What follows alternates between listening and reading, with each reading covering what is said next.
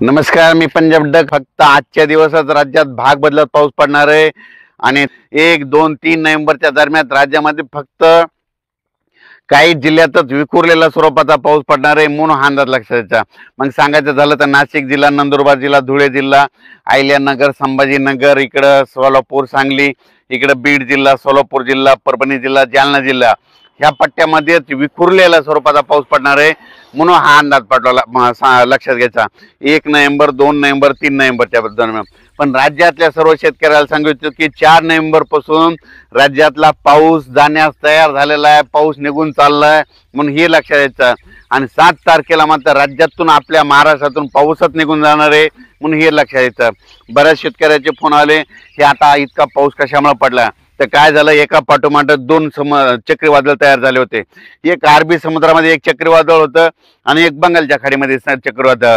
ते बंगालच्या चक्रीवादळ ते काय झालं, इकडे पूर्व विदर्भाकडून इकडे आसामकडे जाणार होतं आणि हे अरबी समुद्रातलं चक्रीवादळ किनाऱ्या येऊन तसं तिकडे ओमानकडे जाणार आहे. ते जात असताना त्याच्यामुळे आपल्या महाराष्ट्रामध्ये इतका पाऊस पडला.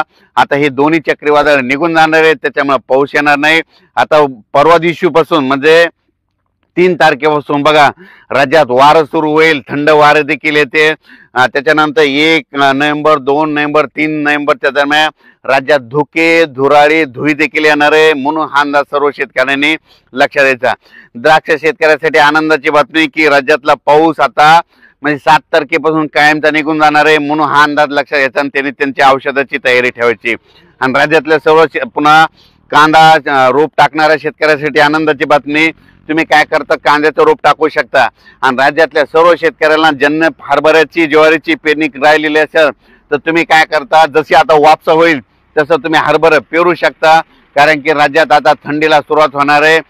तुम्हाला सांगू इच्छितो निपाड, सिन्नरकडं 4 तारखेला थोडी थोडी थंडी जाणवणार आहे म्हणून हा अंदाज सर्व शेतकऱ्यांनी लक्षात घ्यायचा. तर राज्यामध्ये आता चांगली थंडीला सुरुवात होणार आहे. 7 तारखेपासून राज्यात सगळीकडे थंडी जाणवणार आहे म्हणून हा अंदाज लक्षात घ्यायचा. तसं तर 4-5 तारखेला तुम्हाला एक सांगू इच्छितो, इकडे नंदुरबार जिल्हा, धुळे जिल्हा, जळगाव जिल्हा, इकडे बुरामपूर, याच्यानंतर घाटाच्या खाली बुलढाणा जिल्हा, त्याच्यानंतर परतवाडा, अचलपूर, दर्यापूर, मोर्शी, अमरावती या पट्ट्यामध्ये 5 तारखेला 4-5 तारखेला तिकडे थंडीची लाट म्हणजे सुरुवात होणार आहे. त्याच्यानंतर ती थंडी 6 तारखेला परत इकडे मराठवाड्यापर्यंत येणार आहे.